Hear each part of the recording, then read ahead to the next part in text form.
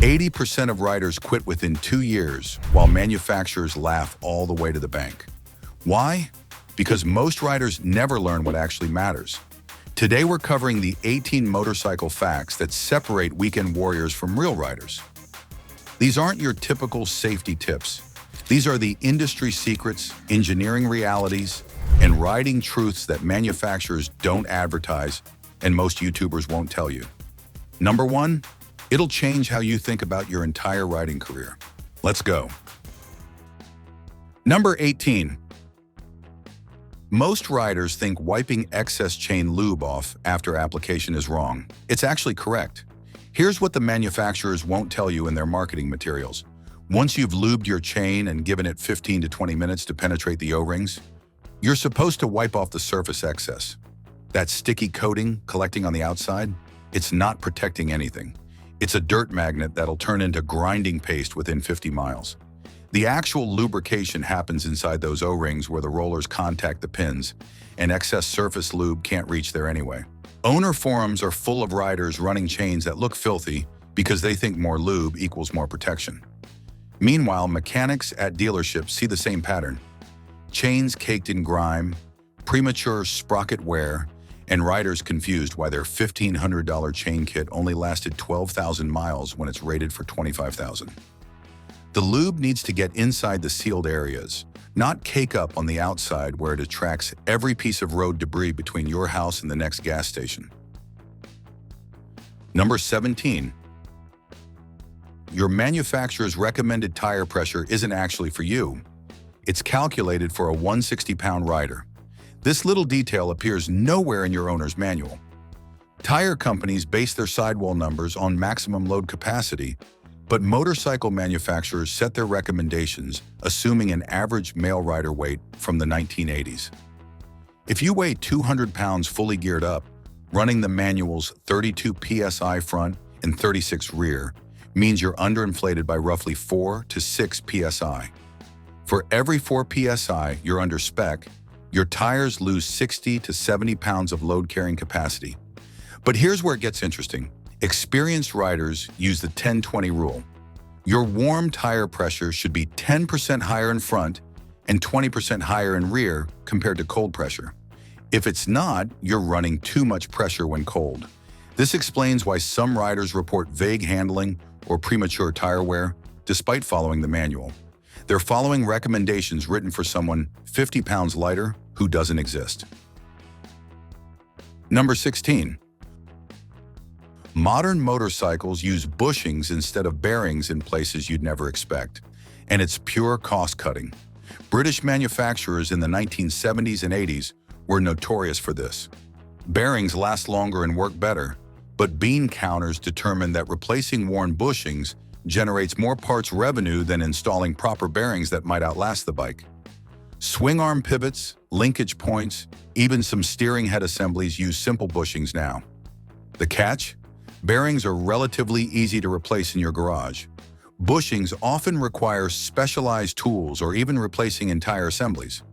One manufacturer calculated that redesigning a known bushing failure on their adventure bike would cost more than just accepting the warranty claims and replacement sales. They kept the bushing setup for 6 model years. This is why your vintage Japanese bike from the 80s with proper bearings throughout can feel tighter than a modern machine twice the price. The old engineers spec'd parts that lasted. The new ones spec parts that generate service revenue. Number 15. Chain slack isn't a tolerance, it's a requirement. Too many riders adjust their chains tight thinking they're being precise. Then 6 months later, they're replacing a countershaft seal or dealing with a worn output shaft bearing. The chain needs slack because your swing arm moves. When you hit a bump and the suspension compresses, that swing arm pivots upward, and the distance between the countershaft and rear sprocket actually increases. A chain adjusted tight with the bike on the side stand becomes bar tight under compression.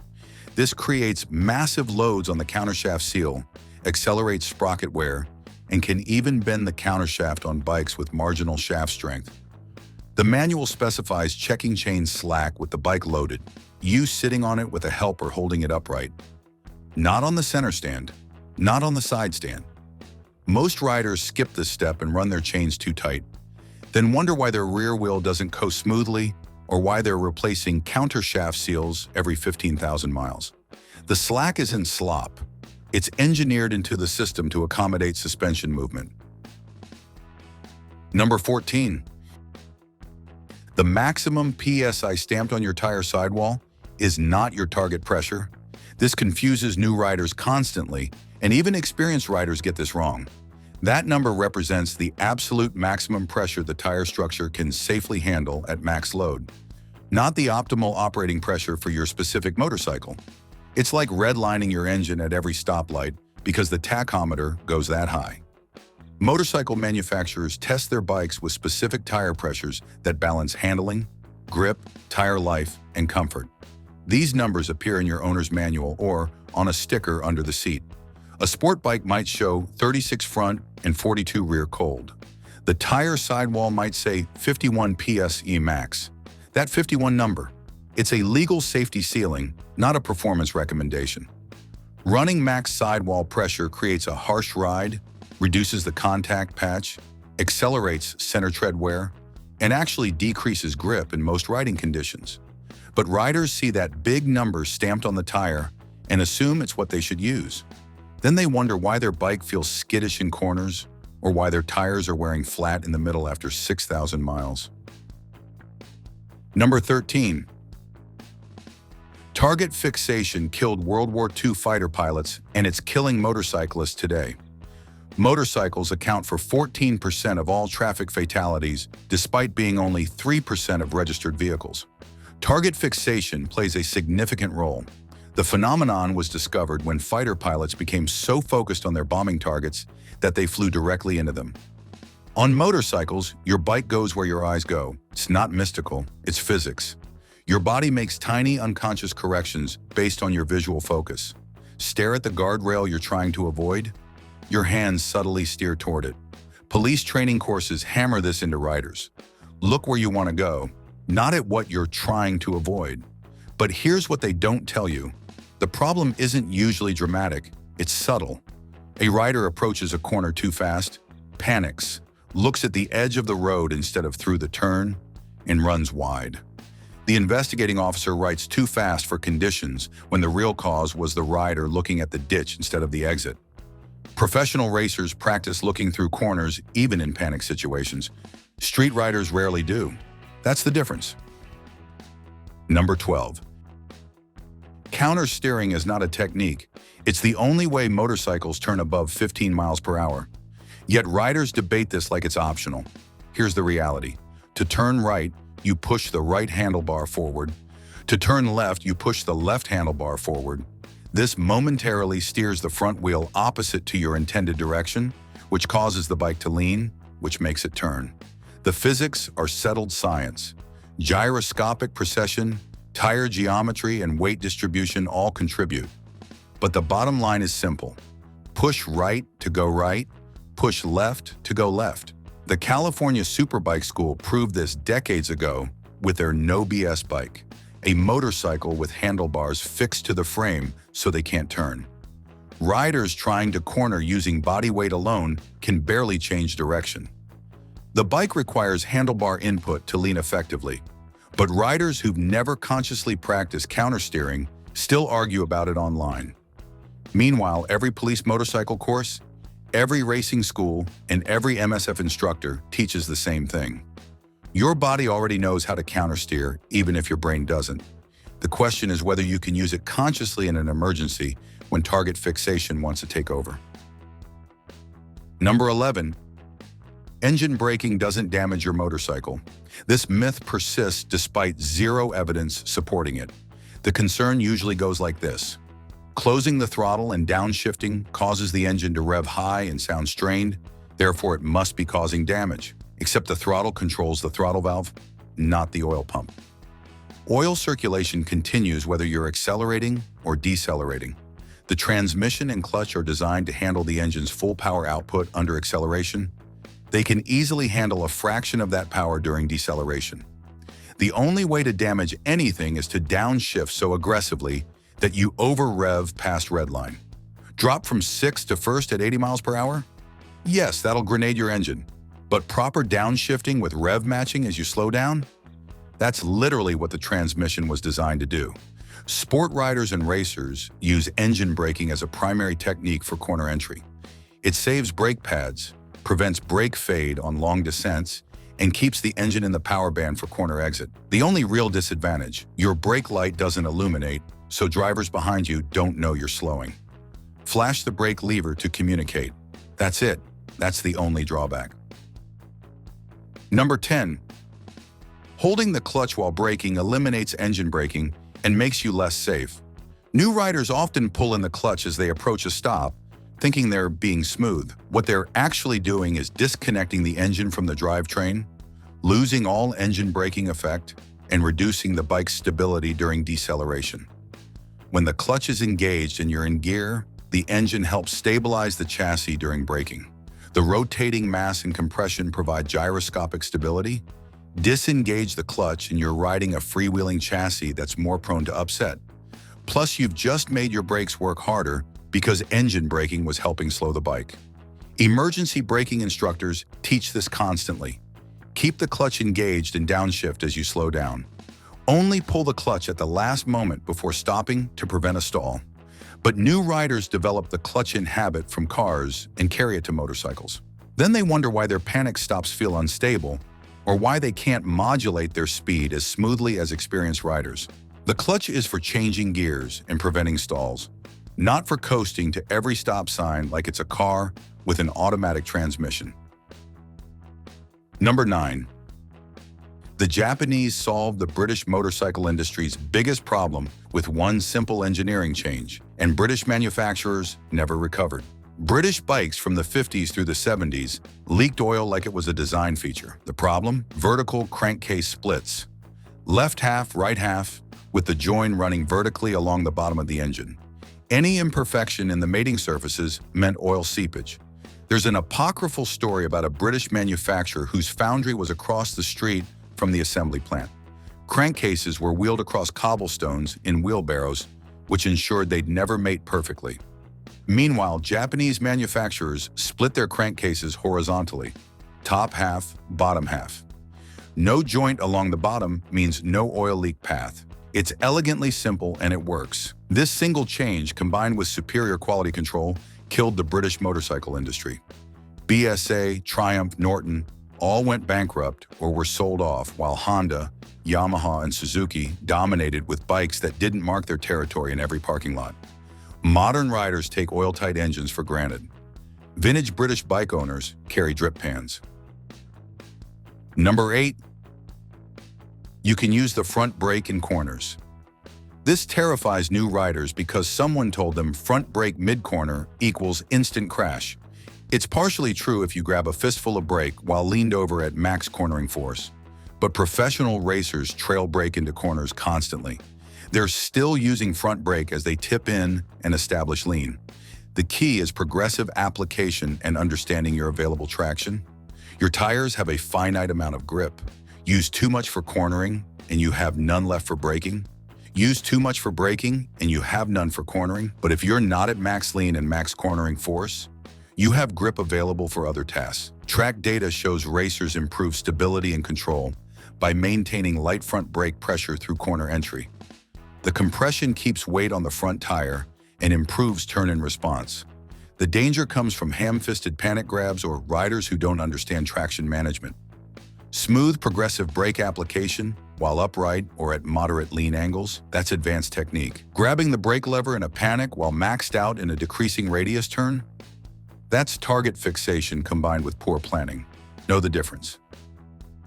Number 7.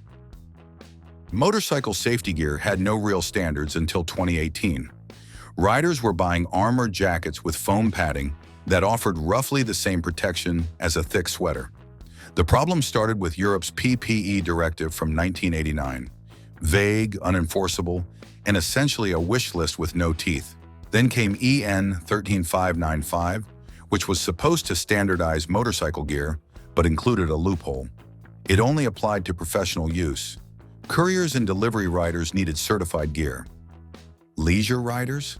Manufacturers ignored the standard completely. Working Group 9 spent years hashing out EN 17092, which launched in 2018 and finally created enforceable standards for recreational motorcycle gear. The certification tests abrasion resistance, tear strength, seam strength, and whether the materials will irritate your skin. But here's what most riders don't know. Gear manufactured before 2018 has no real certification. You might be riding around in a 15-year-old jacket that passed no standardized safety tests whatsoever. The armor inserts might be CE rated, but the jacket itself, it's a costume. Check the tags. If it says EN 17092, it's legit. If it doesn't, you're wearing expensive fashion. Number 6. Two-up riding requires higher tire pressure, but most riders never adjust for it. Your owner's manual lists different pressure recommendations for solo versus two-up riding with luggage. Ignore this and you're riding on underinflated tires carrying more weight than they're designed for. The consequences aren't dramatic until they are. Underinflated tires run hotter because the sidewalls flex more. This generates heat through friction. Add a passenger and luggage, and you've compounded the problem. The tire is working harder, running hotter, and wearing faster. For long trips or sustained highway speeds, this is how you end up with a catastrophic failure. Not a slow leak, a blowout, especially concerning on the rear tire, which carries most of the additional weight. The recommended pressure increase is usually 2 to 4 psi over solo riding specs. It seems minor until you calculate the load capacity difference. Those few psi translate to hundreds of pounds of carrying capacity. Riders skip this step constantly, then wonder why their rear tire developed a flat spot after one weekend tour with a girlfriend in camping gear. The bike manufacturer engineered those recommendations for a reason. Follow them. Number 5. The CEO's background determines if a motorcycle company succeeds or fails, and most riders have no idea. When Harley-Davidson appointed Jochen Seitz as CEO in 2020, they chose a business executive from Puma and luxury goods. His expertise, growing revenue and shareholder value through financial engineering and brand management. Compare that to the leadership at companies like Honda, Yamaha, and Kawasaki, almost exclusively engineers with backgrounds in automotive or manufacturing engineering. They understand the product at a fundamental level. An analysis of 17 major motorcycle manufacturers shows a pattern. Companies led by bean counter CEOs focus on quarterly profits and cost cutting, often at the expense of product development. Companies led by engineers or riders prioritize product refinement and long-term brand building. The bean counter sees a bushing as $2 cheaper than a bearing. The engineer sees the bearing as a 20-year service life versus a bushing's 5-year replacement cycle. Ducati fixed a known clutch issue only after years of ignoring rider complaints and warranty claims, because fixing it was more expensive than accepting the bad press and replacement sales. This is what happens when financial types run engineering companies. Number 4. Cold tire pressure and warm tire pressure are different numbers, and checking when hot gives you bad data. Tire pressure increases as tires heat up from riding. This seems obvious, but riders constantly make the mistake of checking pressure at a gas station after riding 20 minutes in summer heat. Your gauge reads 38 psi and you think you're good, but you set your pressure when cold at 36 psi, which means at operating temperature, it should read around 39 to 40 for the front and 43 to 45 for the rear using the 10-20 rule. The 38 reading means you're actually underinflated when cold.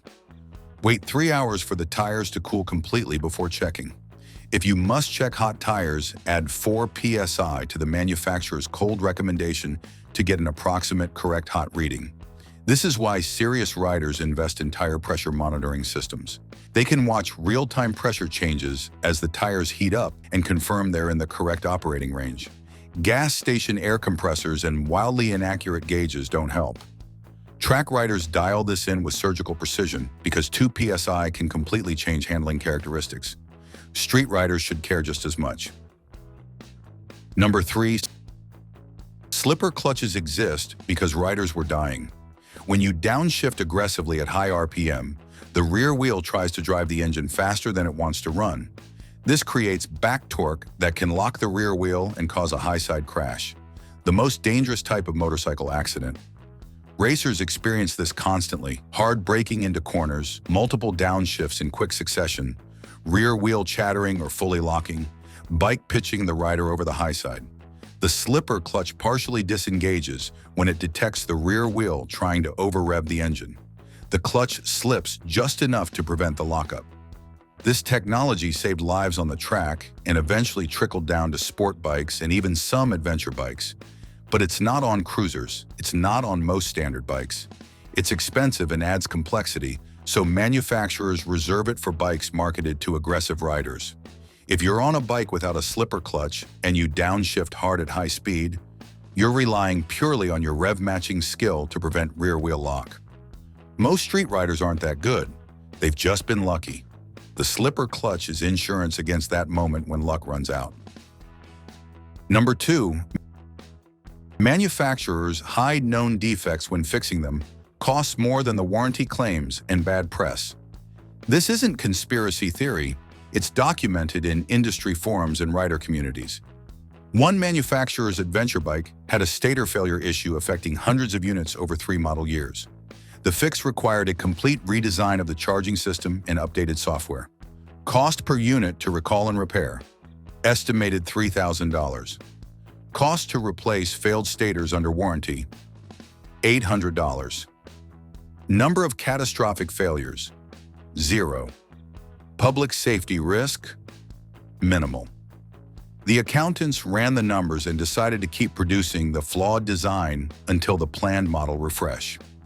Riders got replacement stators, didn't understand why, and the manufacturer saved millions. This pattern repeats across the industry. Recalls only happen when deaths or injuries force regulatory action. Everything else gets a quiet service bulletin that dealers may or may not implement on your bike. This is why owner forums are gold mines of information. When 75 riders report the same failure at 20,000 miles, that's not coincidence.